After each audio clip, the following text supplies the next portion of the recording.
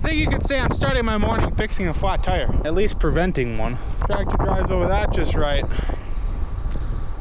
Oh, this is where I scraped with the excavator the other day and dug out a bunch of scrap iron. Apparently, we did not do a good enough job. A bunch of metal here I gotta pick up.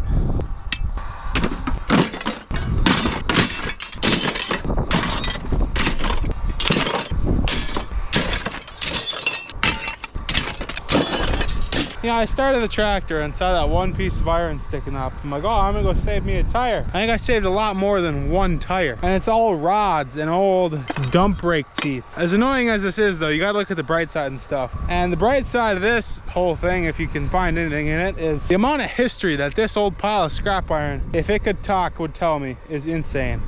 I was finding everything from an old pliers to an old wore out pin, and the pin was really wore out. I'm not gonna dig through it to show you guys, but all the old work that has gone on all this land kind of remaining in that pile. So kind of cool, but also really annoying. I walked this hill very thoroughly, like 17,000 times, and I got everything I could see. I think my plan is now we're gonna bring the cultivator on here, cultivate it a bunch, because the cultivator likes to just roll stuff to the surface and not cover it up at all. And the cultivator is pulled by a track tractor, not a tire tractor.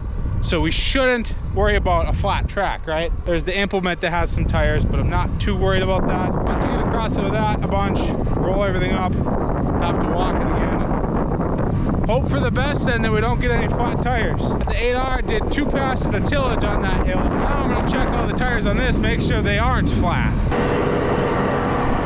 It's not flat, but that inner tire feels low. I don't know, we're gonna send it. The other bright side, my tractor's good and warmed up. Well, we are starting to finish up with this land cleaning project. JT's gonna take over the disc for me. The excavators are officially done down here, so these are getting hauled home. The cat's already home. Now it's time for the case to have her little joyride home. Looks like they got her all tied down. That ain't going nowhere. They ran out of gas in the little pump here, so they're trying to get this thing running. Doesn't sound very good. Now she's really not wanting to run. Must need a new spark plug or something. Well, apparently if you run this little engine out of gas, it does not want to run. We cannot get this thing running to save our life. Zach, we need your help. It's running! There you go.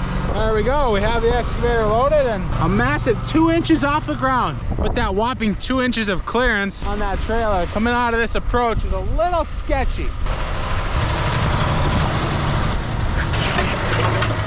Very minimal dragging, but we got her out. You guys can go back with Brandon and he'll tell you what he's all doing. Oh, what? Nothing.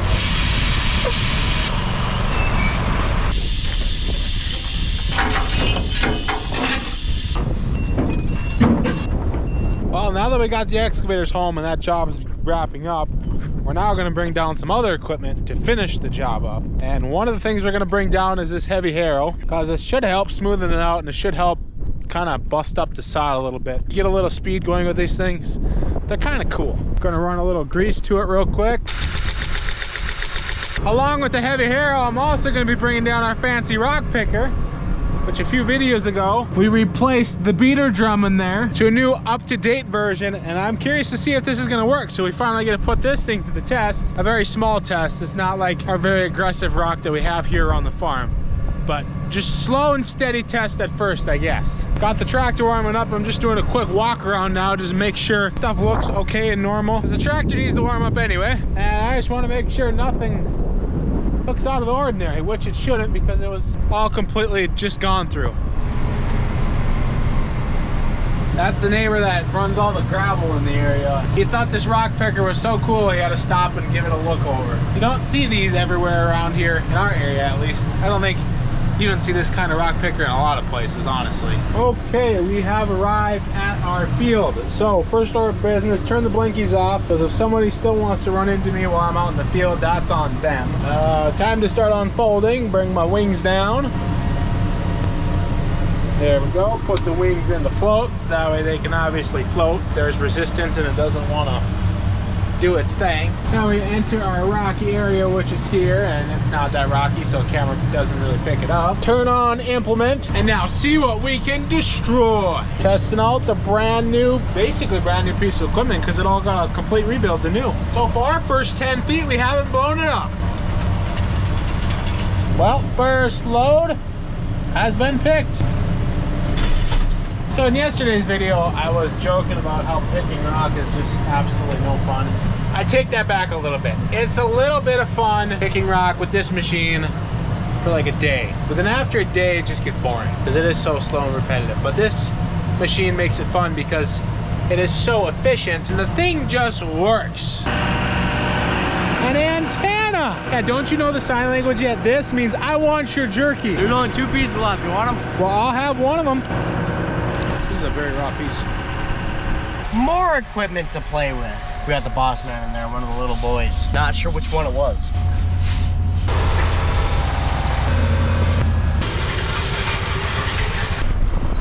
He's cruising.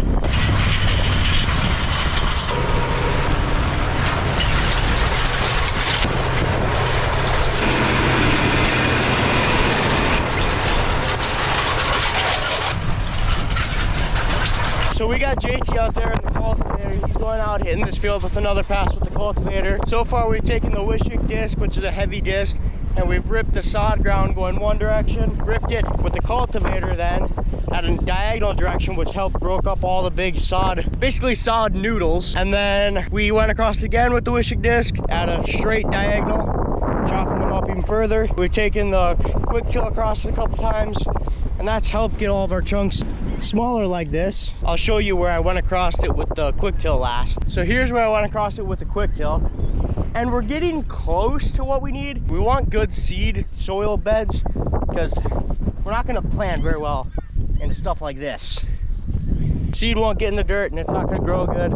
It's going to be bouncing over all these clumps. Not exactly what we want. So we're basically out here just hitting it a whole bunch of times till we get it black dirt. So like I said, we're trying to get this field black and all the sod chunks broke up and worked up and broke down so we can get a good seed soil contact. So far we've hit it with the Wishick heavy disc twice and 2 separate directions. We've gone across it once with the cultivator, and George is going across it a second time now. And I've gone across it like 4 times roughly with the quick till, along with going around in circles on some of the hilltops that had extra sod that wasn't breaking up because ground wasn't as wet as down in some of the lower areas, so the sod clumps were just harder and sticking together. So I quit with the quick till because after that 4th pass, really wasn't seeing much of a difference. I had a lot of just really small bits of sod up on top. Quick till just wasn't breaking them down any further. So now JT is attempting to take the cultivator across it, see if that can help roll those sod chunks down underneath and roll some of the bigger chunks back up, which it is kind of doing. As you can see there, it's rolling some bigger chunks back up on top that the quick till just kind of buried underneath. We're gonna attempt taking the harrow across it a bunch of times too, see if that can roll the sod chunks out and help break them down further.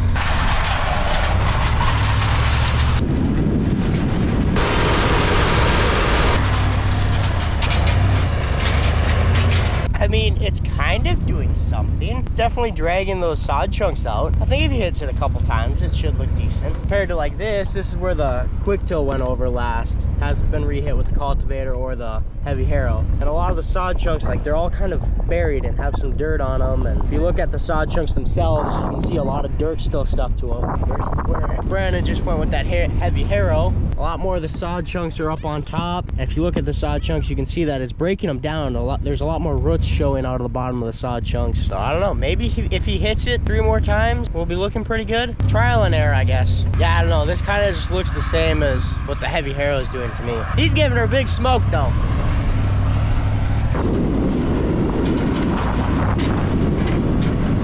It's always nice seeing a nice shiny tractor like that going up and down the field.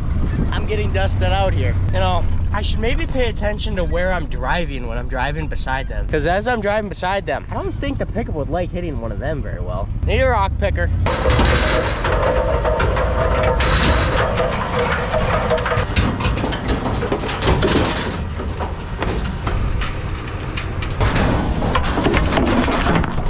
Oh, we're still out here doing tillage. As you can see, the harrow's going over there. And I'm starting to pick rock, but these conditions are definitely not optimal for this picker. When you're picking rock with this, you want really black soil.